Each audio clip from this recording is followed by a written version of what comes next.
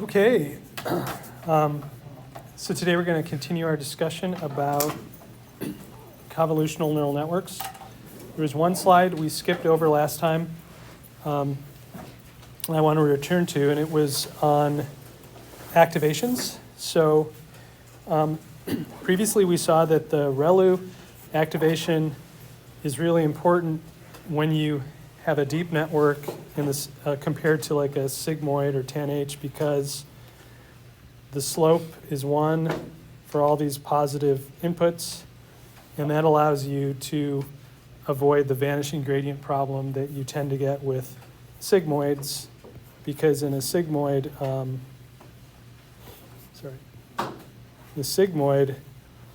the slope is 1 only at the origin here, and then as you go away from the origin, the slope gets shallow, and then when that happens for layer after layer after layer, eventually the slopes get so small that the gradients vanish, and you don't train the early layers. So that was kind of the big innovation with the ReLU when it was introduced, I believe, in the AlexNet in 2012. Okay, so the ReLU works great, but maybe it's not perfect. So one of the things that you can sometimes find after you've trained a deep network is that if you look at certain nodes in the network, that you find some of them are always 0 for all samples. So somehow they're just like stuck outputting 0. It's because somehow the outputs, what the signal going into that ReLU is negative always, and then the output is 0 always. So in some sense, that's a wasted neuron. It's not doing anything good for you. So one way to prevent that, and that's called the dead ReLU problem. So one way to prevent that is you add a tiny positive slope to the negative, to the left half of the ReLU, something like a slope of 0.01. And this is just enough so that there is a little bit of gradient that propagates here, and it helps to avoid the network just getting stuck, outputting zeros in all those nodes. So that's called a leaky ReLU. And it usually just works pretty well. I don't know of any real downsides to it. I think usually it works a bit better than the ReLU. And then there's a further advance called the parametric ReLU, which says, well, can't we just train the slope A? So maybe initializes it at 0.01, but then it allows that to be learned with all the other network parameters to see if it can come up with a different slope at every layer. Okay, so that's the parametric ReLU. It's usually a bit of an improvement on the leaky ReLU. But then it turns out that there's all these other activation functions that have been developed and promoted by their inventors. Some of them might help, some of them might not. Maybe some are application specific. But just to give you an example of one that's pretty well known now, it is the exponential linear unit. And so this one, when you look at what happens at the positive, for positive inputs, it behaves exactly like a ReLU. But then for negative inputs, instead of having this sharp edge and outputting zeros, it has a smoothly decaying shape that eventually flattens out. And so this smoothness here can help a lot with the optimization. It's a lot easier for optimization algorithms to handle that smooth shape. And let's see, so here there is a tunable parameter, alpha, and that tunable parameter will set, let's see, so if you look at what happens here, when z is very, very negative, large and negative, then this thing will go to 0, right? And so that means that minus alpha is the value here. So minus alpha. So you can set alpha, or maybe, I can't remember, maybe you can learn it. But if you choose a different alpha, maybe it does something like this, or has a sharper edge. But that's a free parameter in this scheme.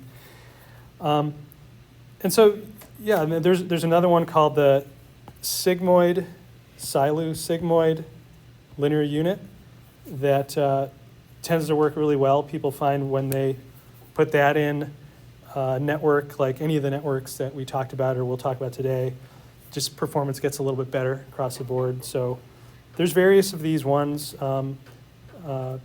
people talk about, but just wanted to give you the flavor of a few of them. Okay. Any questions on activation functions? Yeah. Can you repeat what you meant by like dead neurons? The dead neurons? It's like when you, after you train a network and you just look at the outputs of the different activations, so call those neurons. So those are, if you look at what's coming out of the different neurons after it's trained, or coming out of the different activations, sometimes you find that some of those values are always 0, like no matter what, for any input. And so somehow when you train it just learned some pattern of weights that set them to 0. So they're kind of wasted. It's a wasted opportunity. Maybe the network could work better if that didn't happen. So that's the dead ReLU problem, and then these are some solutions to it. Okay. All right, any other questions? Okay.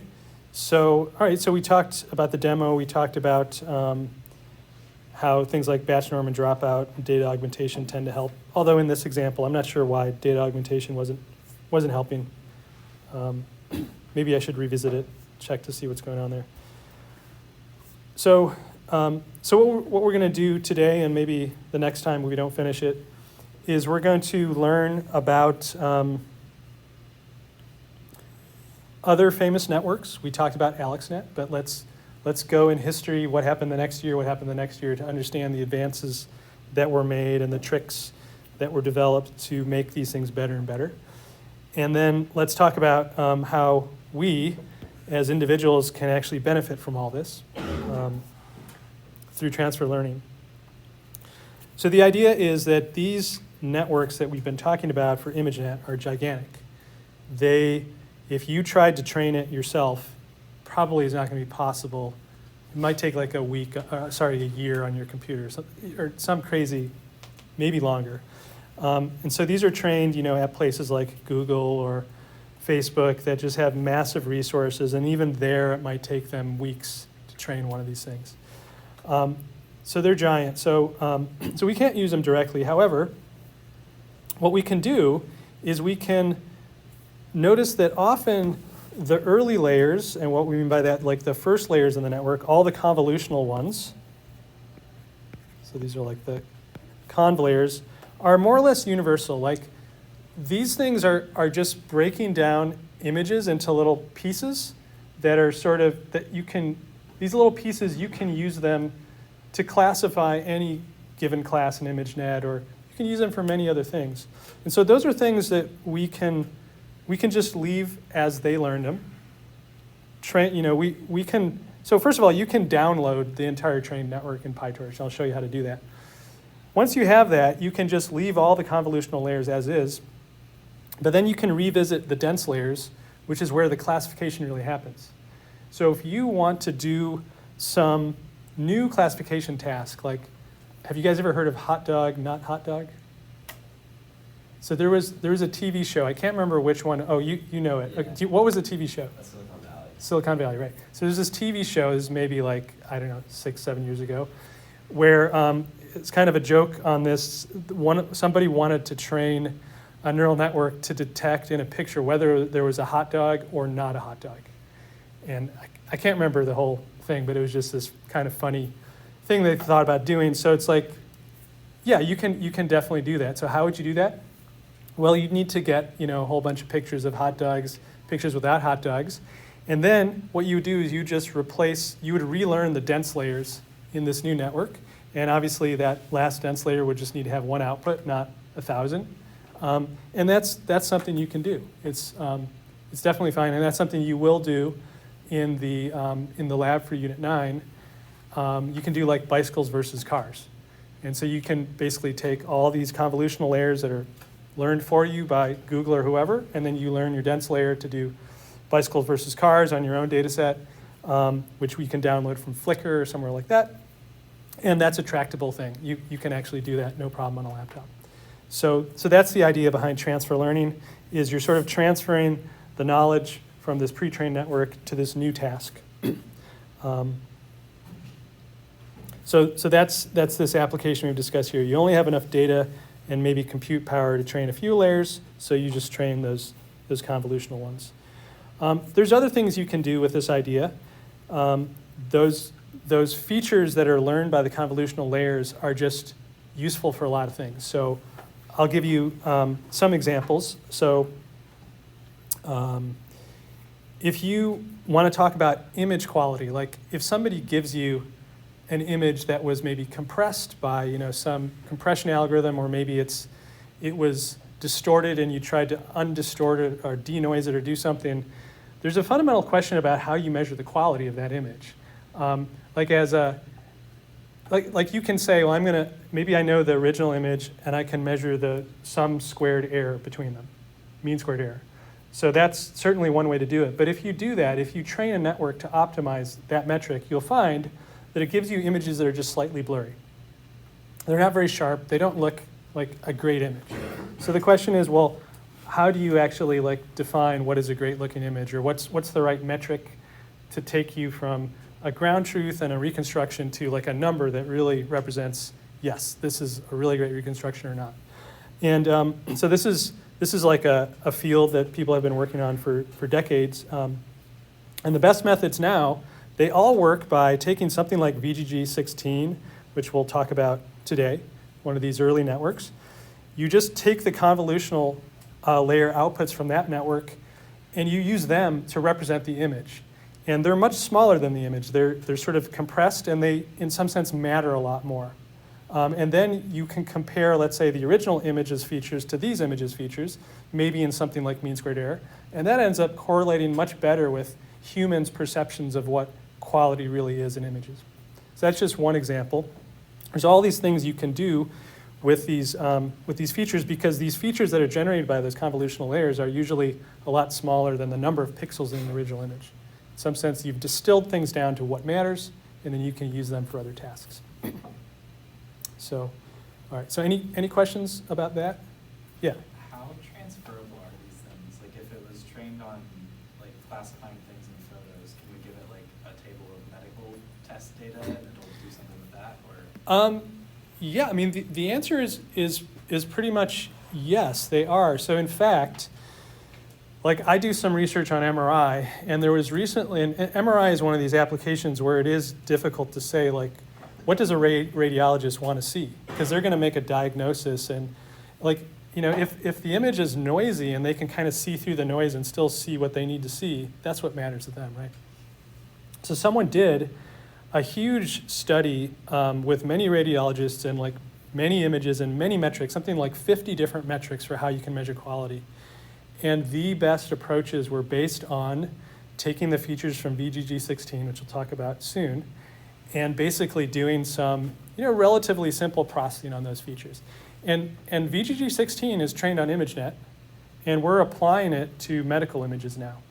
So there's some kind of interesting questions, because ImageNet is color, our medical images they're either grayscale or complex valued, so you have real and imaginary channels. So how do you take those two and put it into the three? Or but still, yes, it actually that of the 50 things they tried actually worked best. So it does seem like it is able to transfer, because there's just something about images that are kind of fundamental, images and humans, what we want to see, what we can see in images. We see textures and edges and stuff, and if I give you two images and there's some noisy little texture, and I change those pixels randomly, and I ask you, can you tell a difference?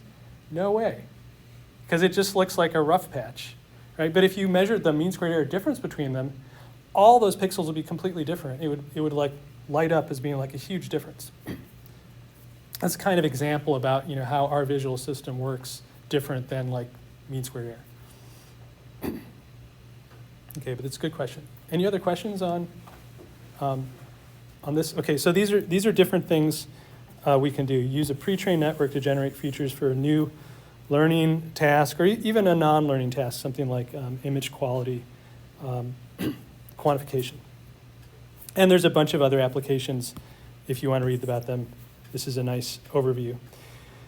Okay, so PyTorch gives you access to many of these famous models. So AlexNet, this is just going in the order of time when they were invented. So we talked about AlexNet. So we'll talk about VGG, GoogleNet, ResNet, Inception v3, DenseNet, SqueezeNet.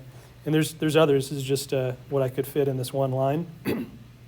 And then we'll go through the demo also to see exactly how we can do this. So what we'll do next is we'll kind of go through in this order, in the time order, and understand how deep networks evolved, the tricks that they developed to get to where we are today. Okay, so VGG was, so if you remember AlexNet, I think that was 2012. So this network won some contests a couple years later, 2014. So generally speaking, all these networks had a few advances, but I'm just going to try to summarize what I think are the most major ones. So with VGG, one of the main ideas, main ways that they went beyond AlexNet or improved upon AlexNet, was to use very small kernels, but more layers. Okay, so when you think about AlexNet, if you remember, the first layer in AlexNet used an 11 by 11 kernel, and now we're talking about using 3 by 3 kernels. Generally speaking, kernels are odd number by odd number because that way they have a center. And so like 3 by 3 is pretty much the smallest you can go, right, before you have a trivial 1 pixel kernel which doesn't do any spatial processing. So this is as small as you can go. And so obviously small kernels can't do as much, right? So that means you have to have more layers to really be able to do much filtering in the spatial domain. But this has kind of a hidden advantage in the sense that, like, let's say that I want to do, I want to implement an 11 by 11 convolution by an 11 by 11 kernel. So I can actually do that if I take 2 3 by 3 kernels. Well, let's just start there. Let's say I have 2 3 by 3 kernels. And what I'm doing here is I'm thinking of them. And maybe I have an image coming in, and I'm putting it through one convolution, and then I'm putting the result of that through another convolution, right? As you might remember from linear systems theory, you can think of this approach actually as, because these are linear, you can think of this as x is going into the convolution of these two linear systems. A new system, which is the impulse responses of those original two systems convolved. Does that sound familiar from 3050, 5200? So 2 linear systems cascaded, you can think of as a single linear system that is made from the impulse response of this convolved with the impulse response of this. And the impulse response of our convolutional system is just the kernel. Okay, so basically what we're saying is, imagine we take out all the activations for now. So we just have 2 linear layers. Let's say that each of them is a 3 by 3 kernel. What happens when I convolve 2 3 by 3 kernels? What do I get?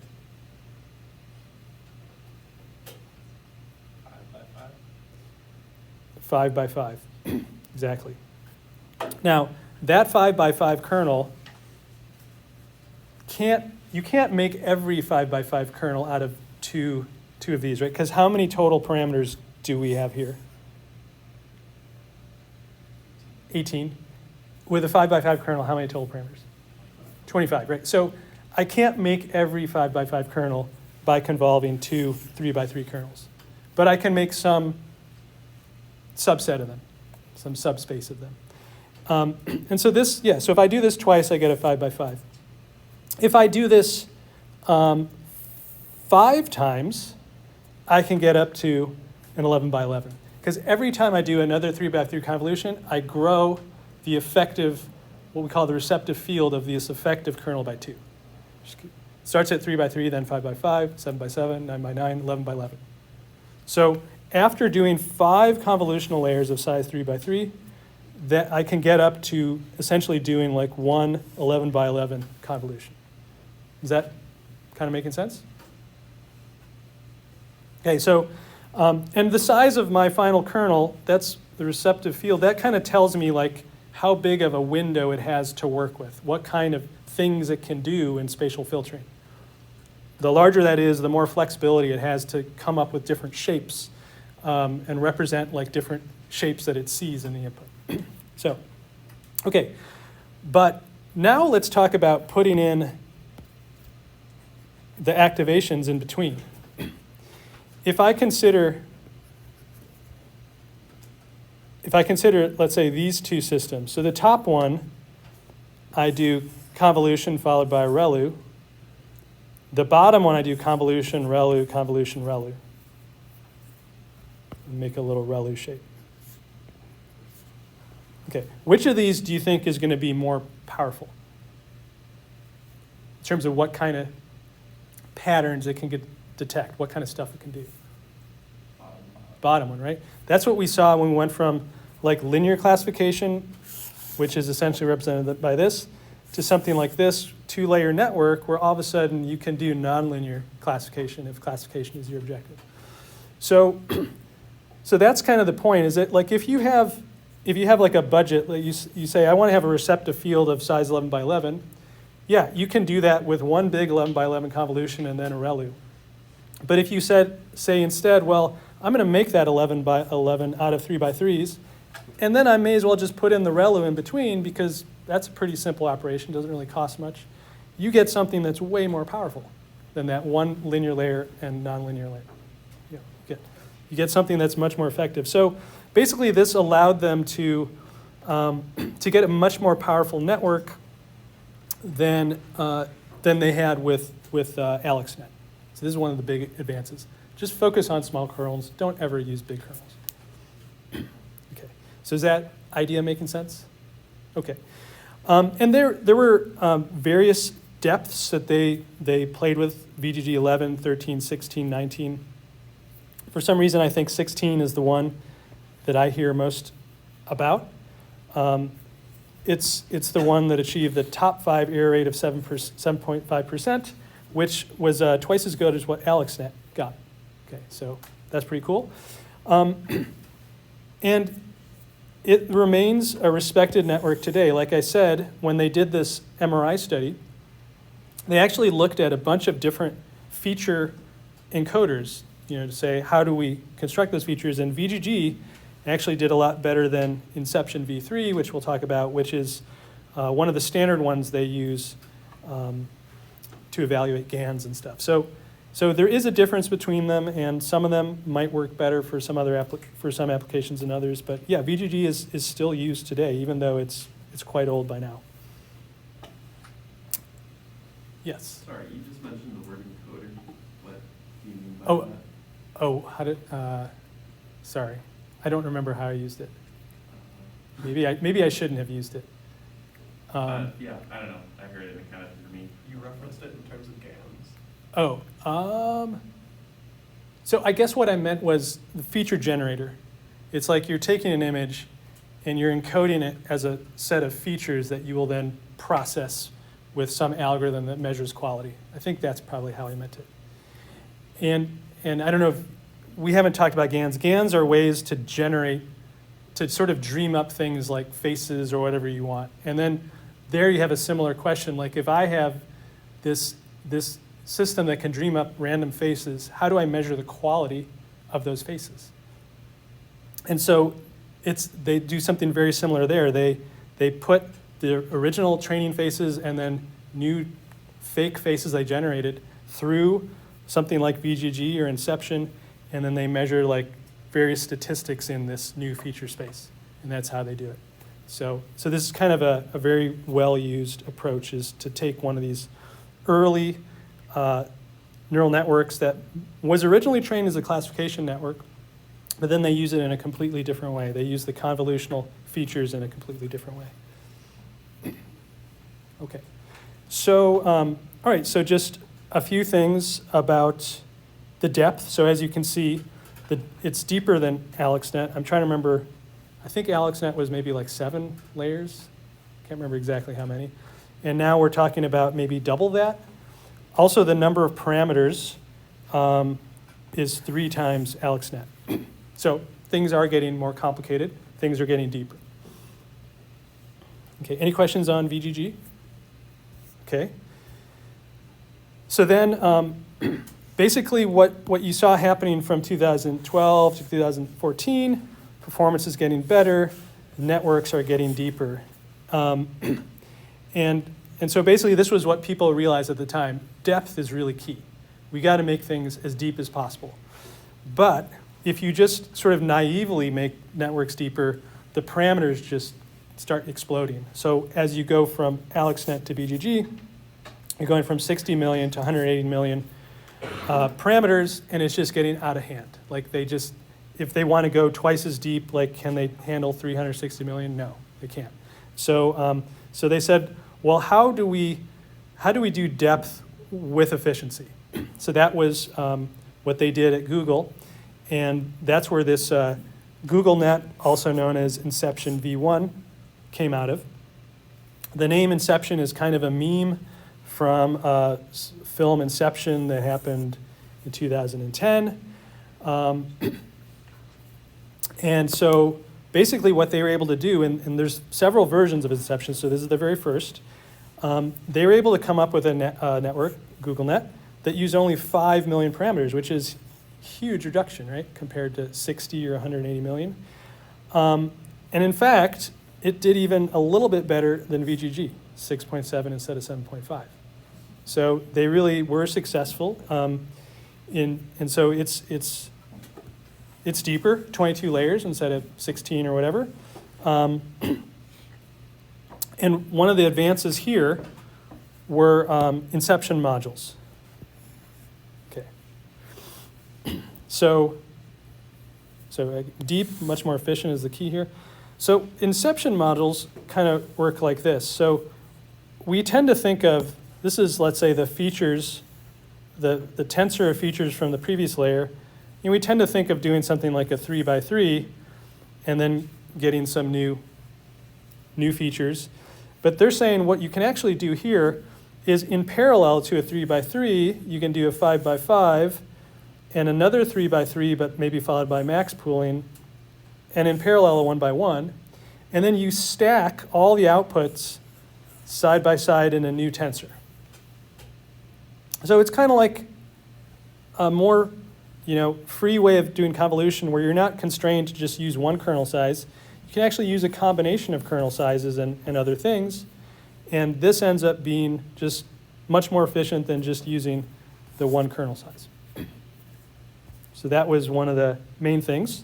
And in particular, when you use a bigger kernel, you use fewer channels. Because remember that the number, if you think about like the number of parameters associated with this guy here, you have to count not only size 3x3, but how many output channels you're making, right? Because the total number of parameters is number of input channels times kernel size times number of output channels.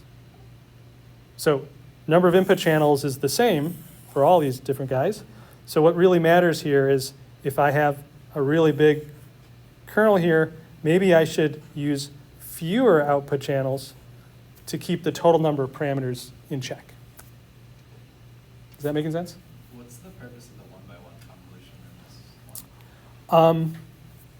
I don't know. I guess it just being there is somehow helpful. So I mean, 1x1 convolution is similar to a matrix multiply, you could say, because there's no spatial processing, but there is still processing across channels. So if I just think of like, I have, let's say, n input channels and m output channels. If I'm doing 1x1 convolutions, I'm really just doing a matrix multiply from input channels to output channels, where I'm doing the same thing at every pixel. So it is something that is used once in a while in these networks, and here's one example. So somehow it helps to do this. It's just an extra thing, and as you can see, it probably doesn't cost you much in terms of parameters. Right? Each one is just one number. So yeah, so that's what they did.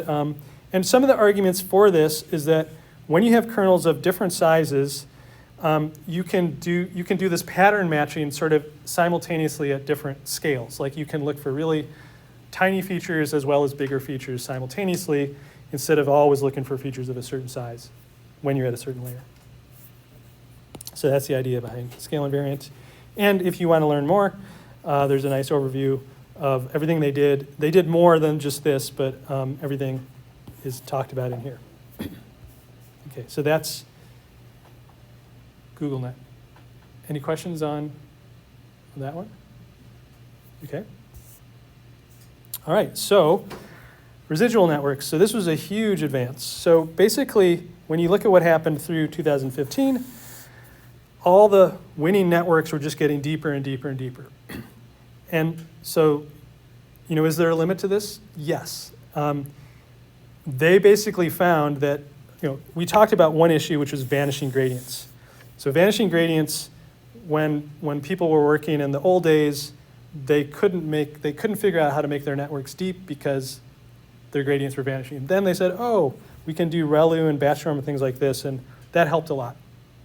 But then, once things were getting into the 20s of layers, they started to notice other weird things happening. Like basically as the networks were getting deeper, the training error was increasing. So it's like somehow when they added new layers, it was like causing the networks to do things that you don't want. It was like preventing them from doing what you want.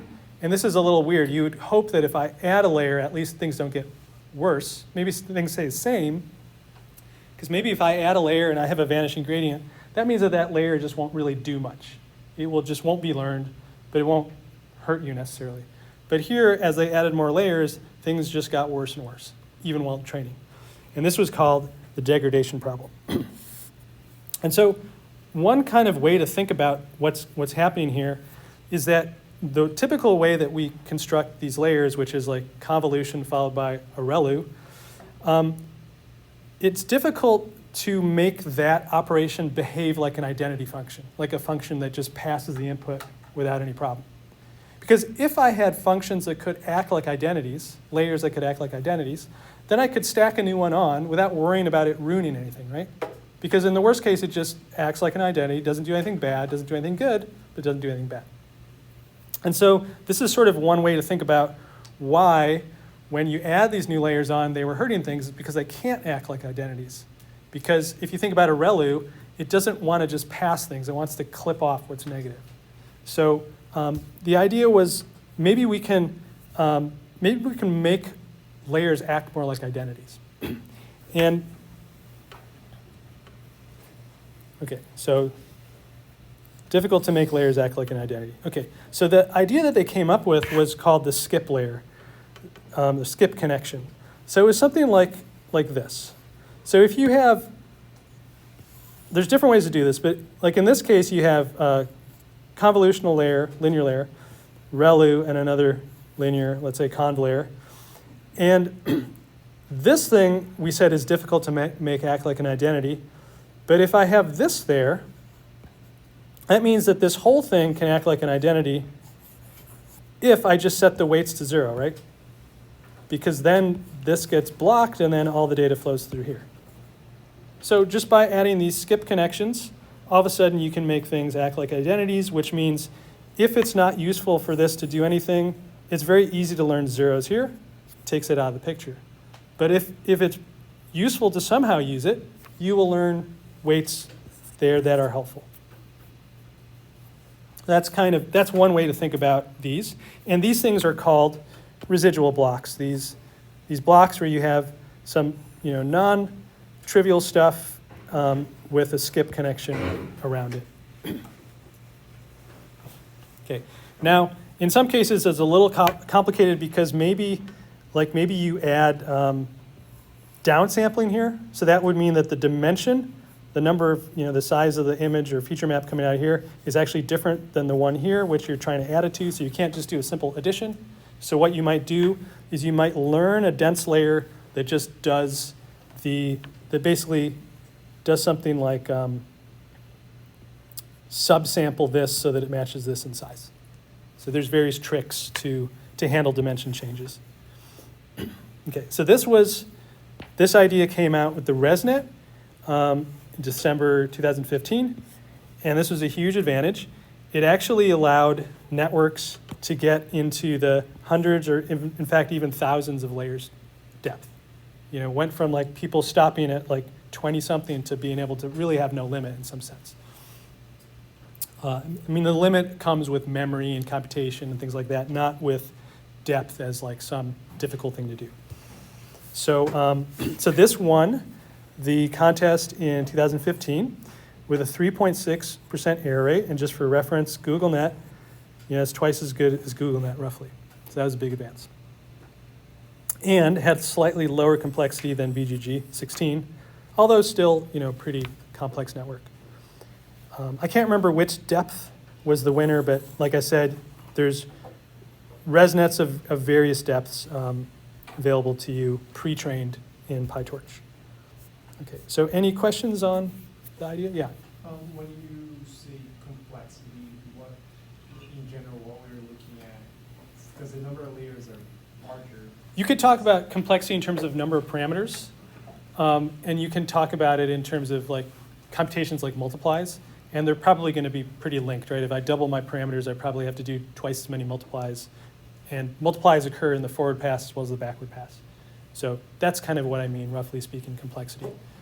Some operations are more complicated than others, like multiplies are usually more complicated than an addition, so typically you count multiplies.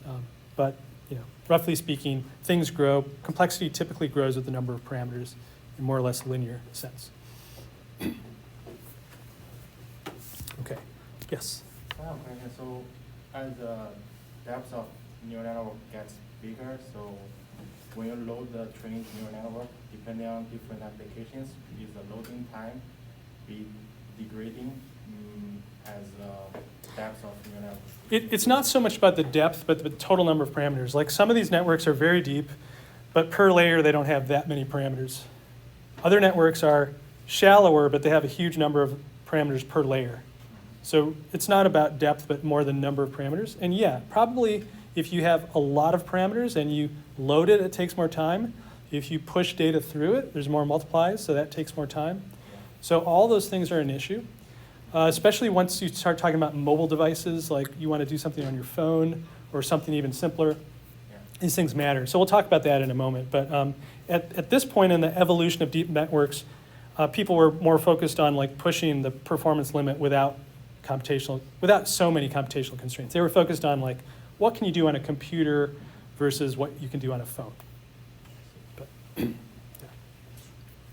mean, in that regard, though, really, isn't the big concern just training there? I mean, once the network's trained, then it doesn't seem like it would require that much computation power to, run it, right? That's right. Relatively speaking, inference complexity is way, way less than training.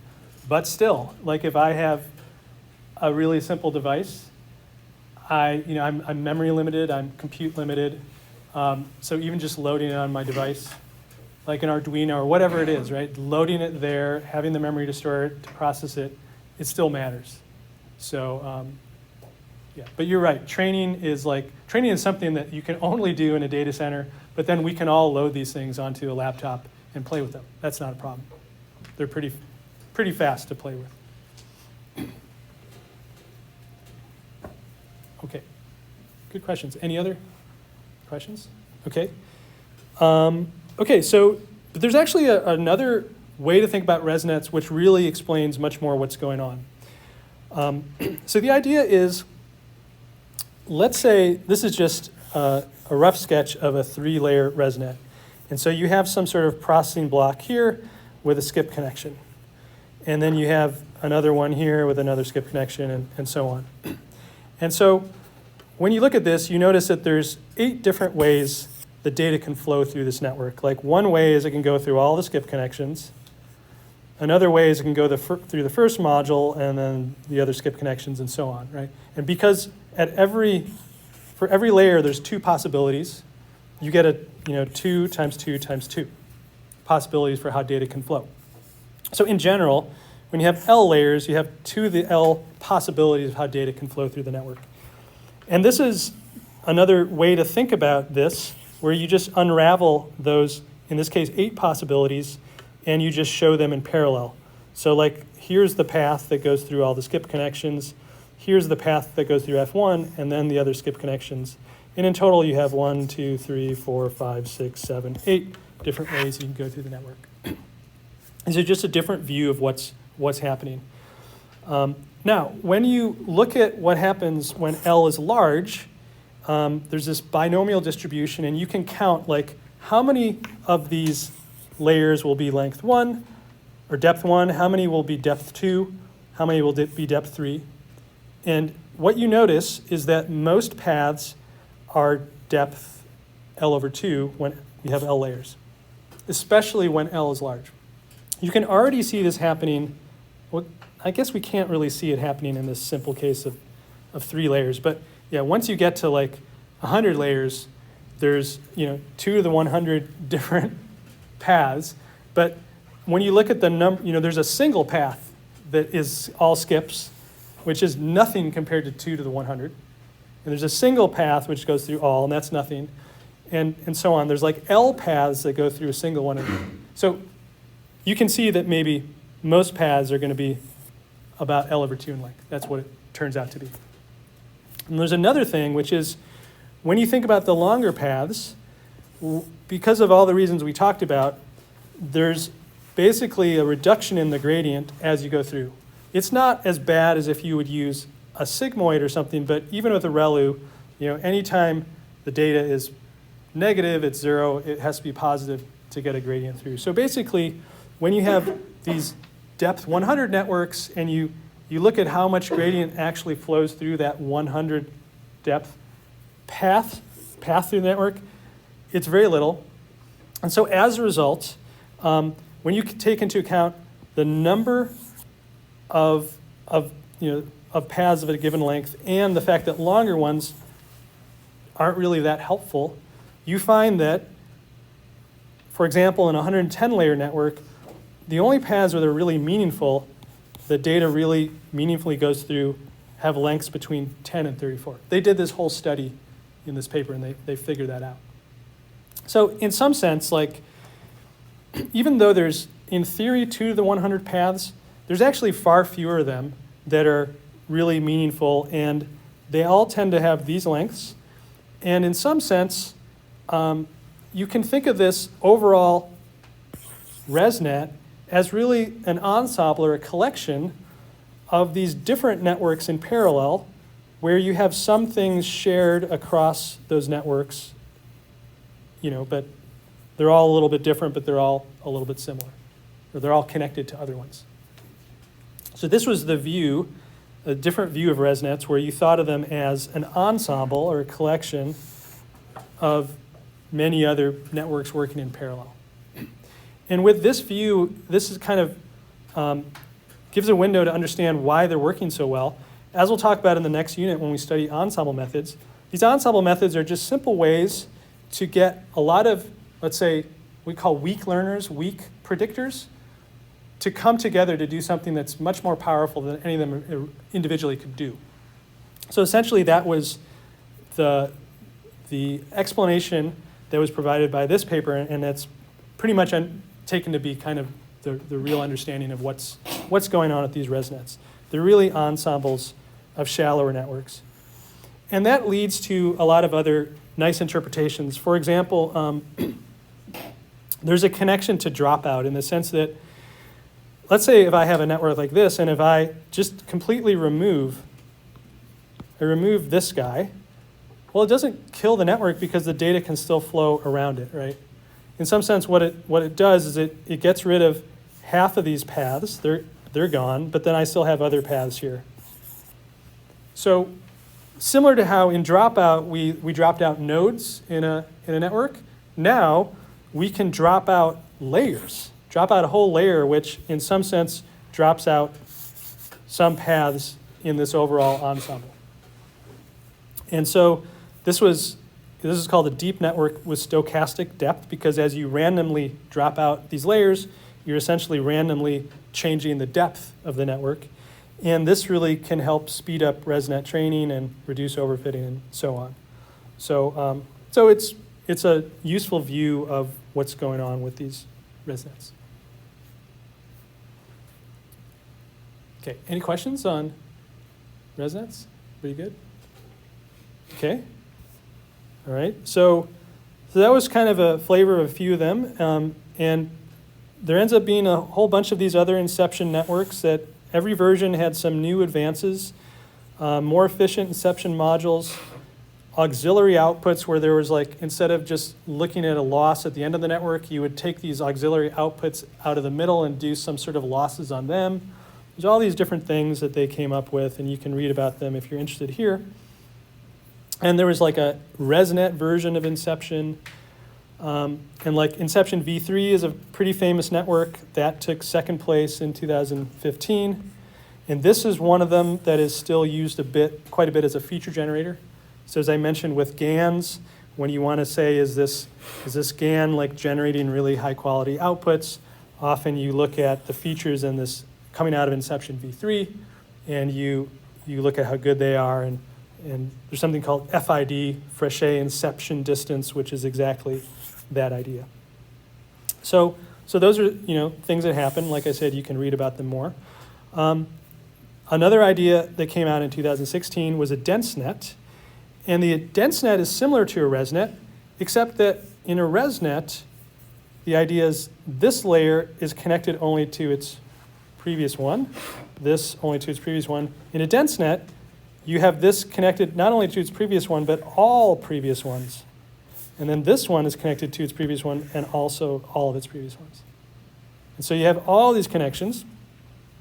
And you don't do this necessarily for 100 layers. You have like a dense block of maybe 4 or 6, or I can't remember 8 how many they do, but you have all these connected together, and you have concatenation of those dense blocks. And essentially what they found, they engineered this to work well and outperform the ResNet a bit. But there's some issues with memory. It's kind of very memory hungry when you have to do the computation graph for this. There's so many paths, and it's tough for the frameworks to really allocate all the memory for all the paths. So I haven't seen these used as much as ResNets today. Some people use them, but ResNets are still super famous. Anyway, after this point, people stopped worrying as much about making these networks better because they were already getting really good. They thought, what we actually need to do is really make them more efficient so we can use them with mobile implementations. So memory limited. So SqueezeNet was one of the early ones in this direction. It achieved AlexNet-like performance, but had 50 times fewer parameters. That was a big advance.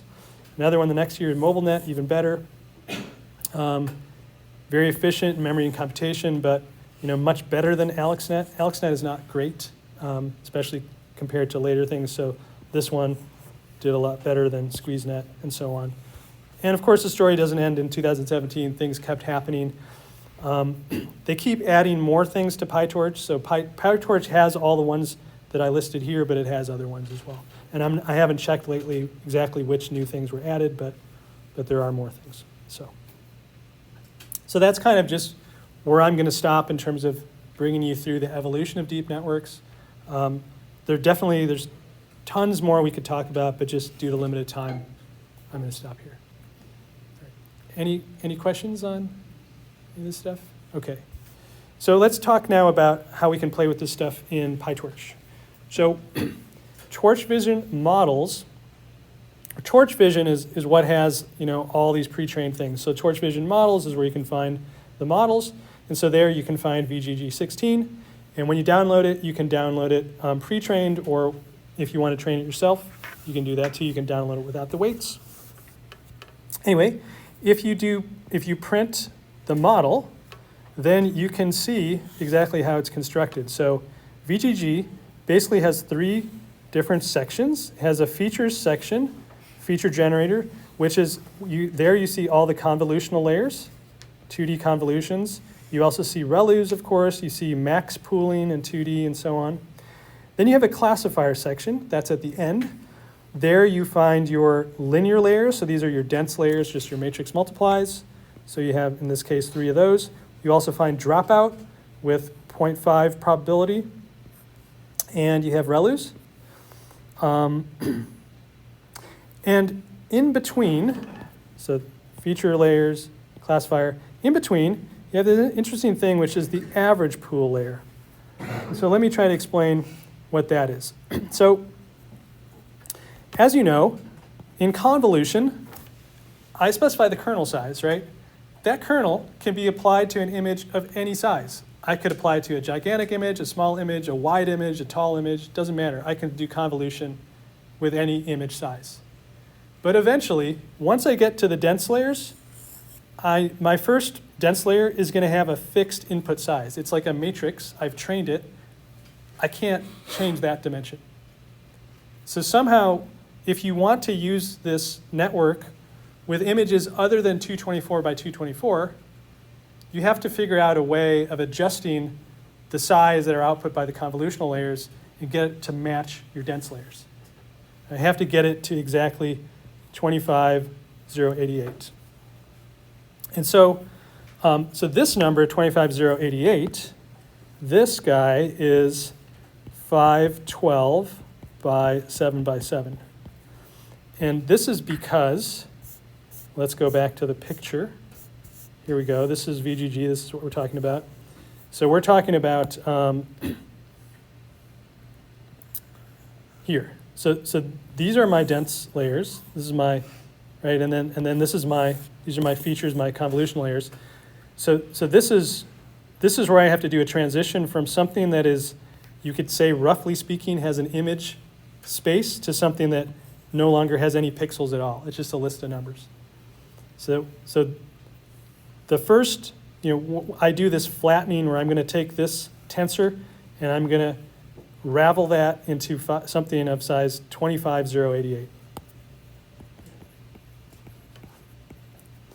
Okay, so what that adaptive average pooling layer does is no matter what size image you put in, it will make sure, using average pooling, which is just averaging over pixel regions, it will make sure that the output is 7 by 7 spatially, and by construction there's 512 channels.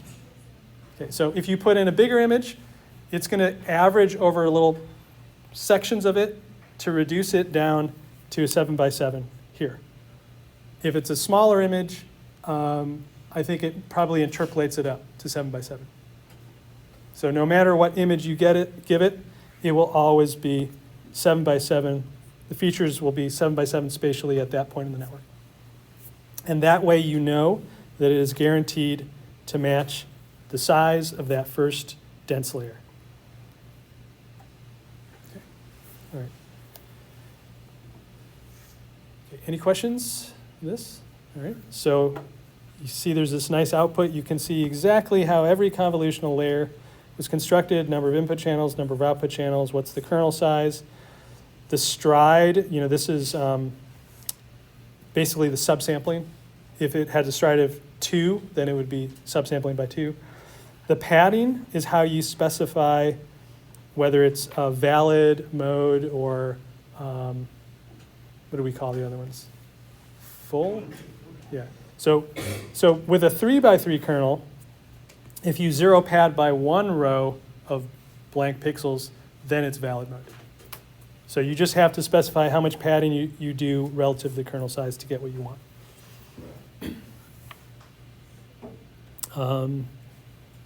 Yeah, okay. So, all right, so let's talk about, well, I think this is a good place to stop. We'll go through this demo more on Monday and show how we can load images and how we build the code to do all this stuff. All right, so as I sent an announcement today, Friday in a week, you guys have your second midterm. So you can bring in 2 sheets of paper. So you can bring in the one from your first midterm and you can make a new one. Any other questions on the midterm? Similar in spirit to the first one.